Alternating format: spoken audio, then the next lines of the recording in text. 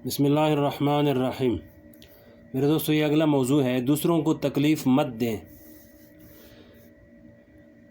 فرمایا کہ حضرت ابو موسیٰ اشعری رضی اللہ تعالیٰ عنہ سے مروی ہے کہ حضور اقدس صلی اللہ علیہ وسلم نے ارشاد فرمایا کہ مسلمان وہ ہے جس کی زبان اور ہاتھ سے دوسرے مسلمان محفوظ رہیں، یعنی نہ اس کی زبان سے کسی کو تکلیف پہنچے اور نہ اس کے ہاتھ سے کسی کو تکلیف پہنچے۔ گویا کہ اس حدیث میں مسلمان کی پہچان بتائی کہ مسلمان کہتے ہی اس کو ہیں جس میں یہ صفت پائی جائے، لہذا جس مسلمان کے ہاتھ اور زبان سے دوسرے لوگ محفوظ نہ رہیں، حقیقت میں وہ شخص مسلمان کہلانے کا مستحق ہی نہیں۔ جیسے ایک شخص نماز نہیں پڑھتا تو اس کے نماز نہ پڑھنے کی وجہ سے کوئی مفتی اس پر کفر کا فتویٰ نہیں لگا سکتا کہ یہ شخص چونکہ نماز نہیں پڑھتا لہذا یہ کافر ہو گیا، لیکن حقیقت میں وہ مسلمان کہلانے کا مستحق بھی نہیں ہے، اس لیے کہ وہ اللہ کی بتائی ہوئی سب سے اہم فریضے کو انجام نہیں دے رہا ہے۔ اسی طرح جس شخص کے ہاتھ اور زبان سے لوگوں کو تکلیف پہنچے تو اس پر بھی اگرچہ مفتی کفر کا فتویٰ نہیں لگائے گا، لیکن وہ حقیقت میں مسلمان کہلانے کا مستحق نہیں، اس لیے کہ وہ مسلمانوں والا کام نہیں کر رہا ہے۔ یہ اس حدیث کا مطلب ہے۔ آگے فرمایا کہ اسلام کے 5 شعبے ہیں۔ پہلا ہے عقائد، دوسرا ہے عبادات، تیسرا ہے معاملات، چوتھا ہے اخلاق، پانچواں ہے معاشرت۔ یہ حدیث در حقیقت اسلام کے ان 5 شعبوں میں سے ایک شعبے یعنی معاشرت کی بنیاد پر ہے۔ معاشرت کی بنیاد ہے۔ معاشرت کا مطلب یہ ہے کہ اس دنیا میں کوئی بھی انسان تنہا نہیں رہتا، اور نہ ہی تنہا رہنے کا حکم دیا گیا ہے، اور جب وہ دنیا میں رہتا ہے تو اس کو کسی نہ کسی سے واسطہ پڑتا ہے، گھر والوں سے واسطہ، دوستوں سے واسطہ، پڑوسیوں سے، بازار والوں سے، اور جس جگہ پر وہ کام کرتا ہے وہاں کے لوگوں سے واسطہ پڑتا ہے۔ لیکن سوال یہ ہے کہ جب دوسروں سے واسطہ پڑے تو ان کے ساتھ کس طرح معاملہ کرنا چاہیے، کیسا رویہ اختیار کرنا چاہیے، اس کو معاشرت کے احکام کہا جاتا ہے۔ یہ بھی دین کے 5 بڑے شعبوں میں سے ایک بڑا شعبہ ہے، لیکن ہماری نادانی اور بے عملی کی وجہ سے دین کا یہ شعبہ بالکل نظر انداز ہو کر رہ گیا ہے، اور اس کو دین کا حصہ ہی نہیں سمجھا جاتا، اور اس کے بارے میں اللہ اور اللہ کے رسول صلی اللہ علیہ وسلم نے جو احکام عطا فرمائے ہیں ان کی طرف توجہ نہیں ہوتی۔ اللہ جل شانہ نے بھی معاشرت کے احکام بیان کرنے کا بہت اہتمام فرمایا ہے۔ مثلا معاشرت کا ایک مسئلہ یہ ہے کہ جب کسی دوسرے شخص کے گھر میں جاؤ تو اندر داخل ہونے سے پہلے اس سے اجازت لو کہ میں اندر آ سکتا ہوں یا نہیں۔ اس اجازت لینے کو عربی زبان میں استئذان کہا جاتا ہے۔ اللہ تعالیٰ نے استئذان کے احکام بیان کرنے کے لیے قرآن کریم میں پورے 2 رکوع نازل فرمائے، جبکہ دوسری طرف قرآن کریم میں نماز پڑھنے کا حکم شاید 62 جگہ آیا ہے، لیکن نماز کس طرح پڑھی جائے اس کی تفصیل قرآن کریم نے نہیں بتائی، بلکہ اس کو حضور پاک صلی اللہ علیہ وسلم کے بیان کرنے پر چھوڑ دیا۔ لیکن استئذان کی تفصیل یعنی کسی کے گھر میں داخل ہونے کی جو تفصیل ہے وہ قرآن کریم نے خود بیان فرمایا، حضور پاک صلی اللہ علیہ وسلم کے بیان کرنے پر نہیں چھوڑا۔ اس کے علاوہ قرآن کریم میں سورۃ الحجرات کا ایک بہت بڑا حصہ معاشرتی احکام کے بیان پر مشتمل ہے، لہذا ایک طرف تو معاشرتی احکام کی اتنی اہمیت ہے، لیکن دوسری طرف ہماری روزمرہ کی زندگی میں ہم نے ان احکام پر عمل کو چھوڑ رکھا ہے اور ان احکام کا خیال نہیں کرتے۔ اللہ جل شانہ حکیم الامت مولانا اشرف علی تھانوی رحمۃ اللہ علیہ سے اس دور میں دین کی تجدید کا کام لیا۔ دین کے وہ ابواب جو لوگوں نے پس پشت ڈال دیے تھے اور دین سے ان کو خارج ہی کر دیا تھا، آپ نے ان کی اہمیت بتائی اور اس کے بارے میں لوگوں کے احکام بتائے، اور اپنی خانقاہ میں اس کی عملی تربیت کا اہتمام فرمایا۔ عام طور پر لوگ یہ سمجھتے تھے کہ خانقاہ اس کو کہتے ہیں جس میں حجروں کے اندر بیٹھ کر لوگ اللہ اللہ کر رہے ہوں اور اپنے ذکر و تسبیح اور عبادات میں مشغول ہوں،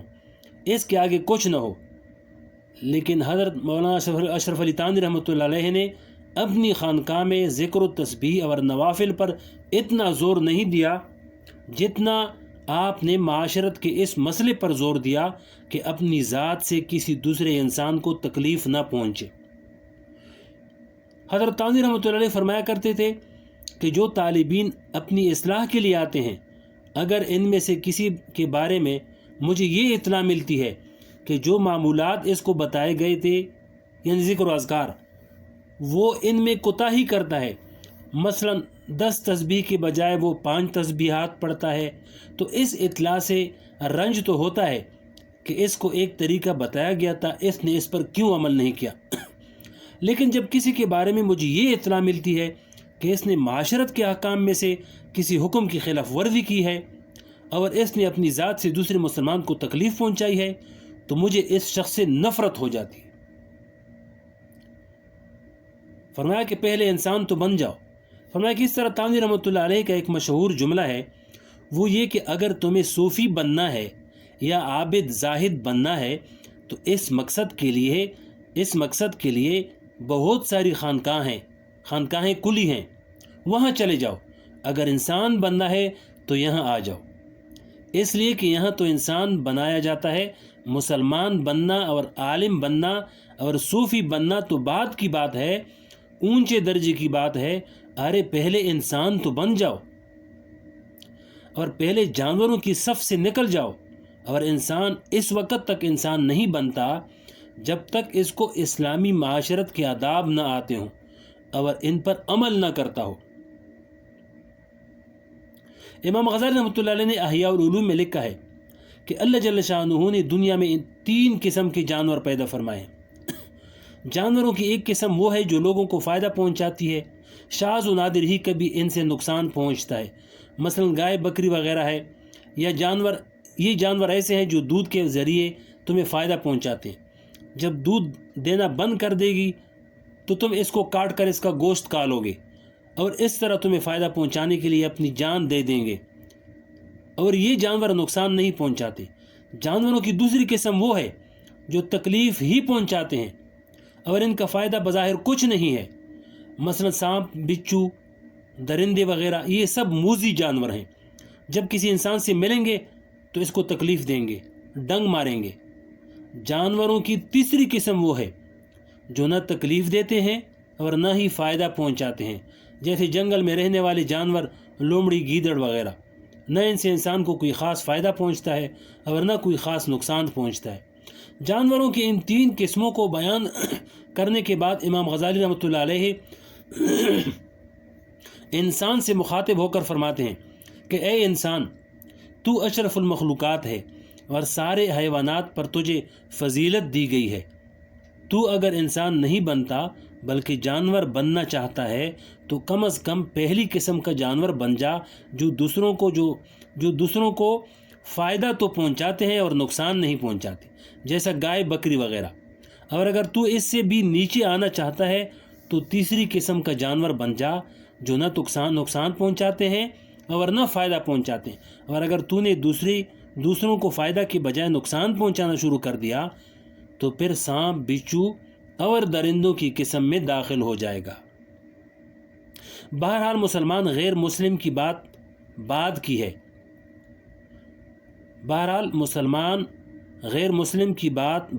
ہے، عالم، غیر عالم اور عابد اور غیر عابد کی بات تو بہت بعد کی ہے۔ پہلا مسئلہ یہ ہے کہ انسان بن جائے، اور انسان بننے کے لیے ضروری ہے کہ وہ اسلامی معاشرت کو اختیار کرے اور اس کی ذات سے کسی دوسرے کو ادنا تکلیف نہ پہنچے،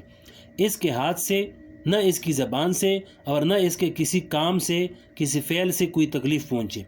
ایک مرتبہ تھانوی رحمۃ اللہ علیہ نے غایت تواضع سے فرمایا کہ پکے اور پورے 100% انسان تو ہم بھی نہیں بن سکے، لیکن الحمدللہ انسانوں کو دیکھ لیا ہے کہ انسان کیسا ہوتا ہے، اور کوئی بیل آ کر ہمیں دھوکہ نہیں دے سکتا کہ میں انسان ہوں، لہذا اگر کبھی انسان بننا چاہیں گے تو انشاءاللہ انسان ہی بنیں گے اور انسان کے دھوکے میں بیل نہیں بنیں گے